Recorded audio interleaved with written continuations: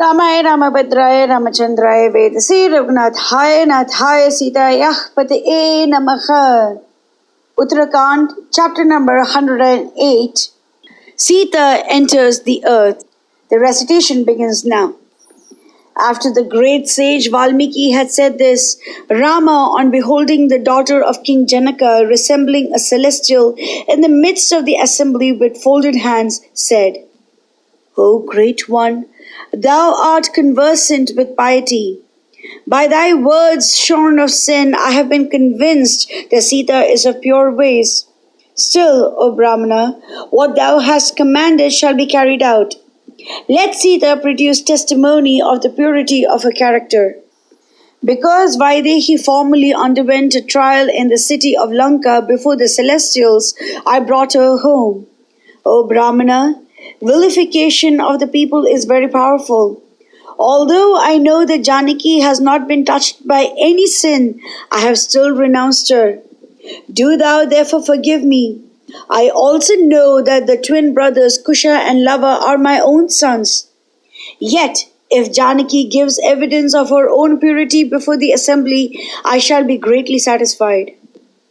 Being apprised of Rama's intention as to Sita's trial, the celestials all came there on the occasion. The Adityas, Vasus, Rudras, Vishwadevas, Maruts, Sadhyas, Siddhas, Nagas and Rishis, placing Brahma before them, all came there. And beholding the celestials and Rishis assembled there, Rama again said to Valmiki, O foremost of Munis, the words of the high-souled Rishis are divested of sin. Therefore, on thy words only, I shall consider Sita as having pure ways. Still, all have come here being anxious to witness Sita's trial. I shall therefore be greatly delighted if Janaki gives in before them any testimony of her pure character. As soon as those words were uttered, sweet, fragrant, cold air, the witness of virtue and vice blowing mildly, excited the joy of the assembly. People hailing from various countries with all attention began to witness this wondrous and unthought of event. In the golden age, only the celestial wind used to blow, and it now blew even in Treta Yuga, and forsooth it was a matter of exceeding surprise. Thereupon, beholding all people assembled there, Janaka's daughter, wearing a red cloth, with her face and looks downwards and folded palms, said, I have never thought of any other person in my mind but my beloved Rama. By the strength of this virtue, let the goddess Vasundhara give me room. I have always been, with my mind, body and words, prayed for Rama's well-being, and by virtue thereof, may the goddess Vasundhara give me room in her womb.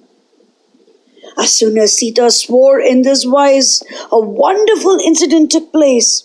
From inside the earth, a celestial and excellent throne rose up. It was carried on head by the Nagas of unmitigated prowess, having celestial persons and adorned with celestial jewels and ornaments. Having stretched out her arms and taken Maithili, the goddess Earth welcomed her and placed her on the throne. And while seated on the throne, she was entering the earth, she was covered with continued showers of celestial flowers. Eulogizing her at that time, the celestials said, O highly praiseworthy is thy conduct, O Sita. Being present in the welkin and beholding Sita enter into the earth, the celestials again and again eulogized her in various words.